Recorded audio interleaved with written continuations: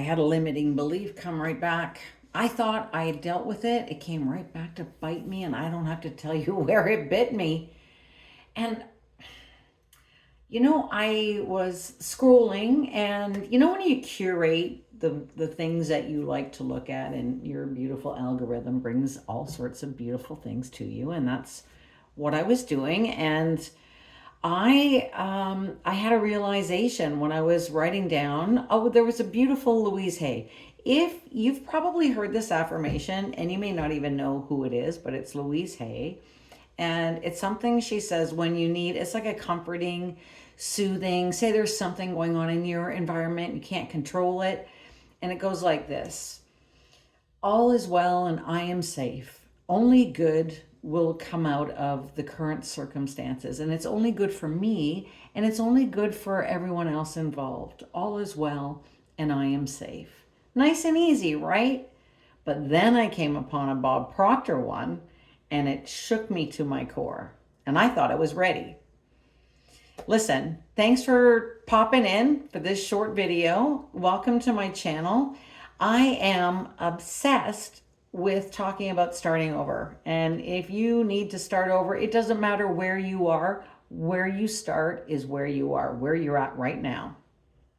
So let's get on with the limiting belief that came and bit me, because I was writing down Louise Hicks. It's all, can you rewire your brain too much? You cannot rewire your brain too much.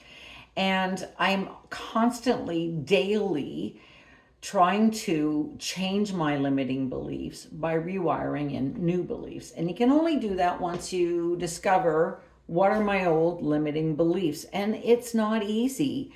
That's because a lot of times the limiting beliefs that we're operating on are subconscious, and they're not even ours. We're carrying limiting beliefs that probably belong to our parents, right? Especially when it's things around money or who you think you are or what you're going to do in this world. A lot of that is a parental hangover. And what I made a big realization was that my body instantly kicks in and tells me what's going on. So if I'm not sure what's going on, and Abraham Hicks talking about how your emotions are your guidance system, and they are, but sometimes I don't even know what the emotion is. And it wasn't until I came across this Bob Proctor quote, and it was a really good indicator of how I really felt. And I've got it here because I didn't even say this out loud. I was just writing it down. And you know how I love Bob Proctor, and he's really helped me with my gratitude and writing down, I am so happy and grateful now that, and you carry it on. I usually use it for gratitude, but normally you would use it also for positive affirmations or being thankful for what is in your life that you can't actually see. So this is what he said. He said, and he was an old Bob Proctor, so I'm watching him, and I adore the guy. He said, there never has been and there never will be another person created that will equal me. I'm in love with my life. I'm in control of my life because I'm in control of me, blah, blah, blah, yada, yada, the stuff that we're used to. But that sentence, oh, my body recoiled. Oh, and I hadn't even said it out loud. I was just listening to him and it sounded good when he first said it. So I pause it and I'm writing it down, and I want to rewire it. But that whole idea that there never will be, there never has been a person equal to me, for some reason, my body, it recoiled. It was like, get me away from this idea, this thought. I can't handle it. It's wrong. No way, shoving it down. So your body starts like, but that's what we're used to doing, right? Shove it down, shove it down. Don't like, just let it go away. I don't want to even think about it. So it was so big though. And I love the rest of the quote. And I really want to have that wondrous feeling. And I want to be, like he said, you're a spark of the divine. There never has been, there never will be somebody equal to you. And the voice that came up almost immediately was, who do you think you are? And of course, I used to that old limiting belief. And I used to even try to identify whose voice is that? Is that my mom? Is it me? Where did that voice even come from? But it goes right back to that whole worthiness piece, doesn't it? So what was so amazing to me is that my brain didn't even have a chance to logically think through. It was my body. My body immediately told me this is a problem. And what do we want to do? We don't want to stuff it down. We don't want to shove it down. We don't want to not explore it. We want to be curious. We want to stop. We want to be open minded. We want to have that curiosity, but we also want to have the compassion. So it really invited me to look at some other areas, like because my body is so fast, like it's instinctive. And when you follow any of the work and the science of it, and I love the one that Dr. Joe shares. He said, let's say you're in your mind, you know you're gonna move from a seating position to a standing position, and but you're not going to tell yourself when you're going to do it. You're just going to think about it and do it. Your body knows when you're going to do it before you do, because it's got to get everything in gear to make it happen. So if you think you're going to do it on number 8 out of 10, it already knows ahead of you. And this is what was really, really clearly indicated to me when I had this experience. So I thought, okay, well, I'm going to sort of review. Let's look at some other cases when my body kind of told me what was going on.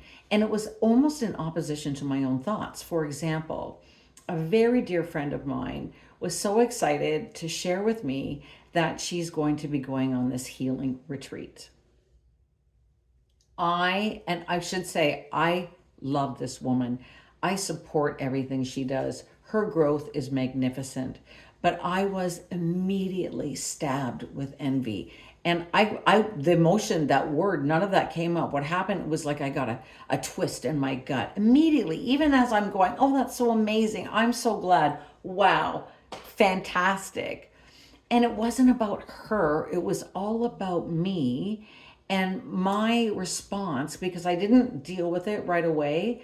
You know why I didn't deal with it? Because I didn't want to be that person who felt envious or jealous or small. So I did. I just want to shove that down. I want to forget I even felt that way. I don't want to be that person, so I'm not even going to deal with it. So then I had to come back to it and go, what's going on? Well, what's going on? It unearthed this belief that of course it can happen for her, but it doesn't mean it can happen for me, even though I've been saying it. Yes, there's another retreat in my future. Yes, I can do this and I'm worthy of it and I deserve it. That one incident showed me that I didn't really believe it was possible for me, that I believed I had my one-time retreat. It was my one and only opportunity, and it's not coming back around my way again. So that was a big kaboom, right? Okay, well, that's what I really feel. Even though I thought I was overcoming it and I thought that I was being open to bring me the retreat. Of course, I'm going on a retreat. I have no doubt I'm going on a retreat.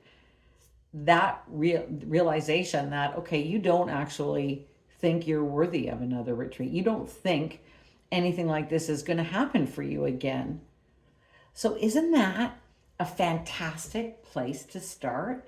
So I invite you, when your body kicks in like that so quickly, it's telling you something. And all you have to do is listen to it. And so many times we don't want to listen to it. We want to shove it down only because we want to be better than that. But every time you have a bodily response, it's your messenger. It's saying to you, stop, have a look at this. Let's talk about it. Let's explore it. What is it that's really in there? And that's a great way to discover some of your limiting beliefs. And even if you thought you dealt with it, girl, this should be dealt with. No, I still got a bit more work there. And I invite you to sort of be open to all of the messages, because our body is instantaneously like this, your brain to your body and back and forth. It's like, do you feel the feeling first or do you have the thought first? In this case, my body was giving me it before I even had a chance to think about it. And when I'm thinking about it, I don't want to think about it. So I love it that I can't ignore my body, or I'm not willing to. That's a wonderful thing about not using any numbing agents, not using gambling or online shopping or marijuana or any of those things that we use to keep numbing down. Once you give all that up, you gotta look at what your body is saying to you. What's your body telling you? You got a story you can share? Because I'd love to hear it. And everybody else would too. Like, it's always so helpful, right? I've got some more awesome little exercises we can do on limiting beliefs. I will bring those forward in the next video because I want to kind of almost workshop it. But for now, I just wanted to give you this little interesting exercise. What's your body telling you? Maybe you don't want to know it, but it's a great opportunity. Okay. Remember, your life is a dream come true. My life is a dream come true. Let's keep remembering that. Share your stories, and I'll see you in the next video.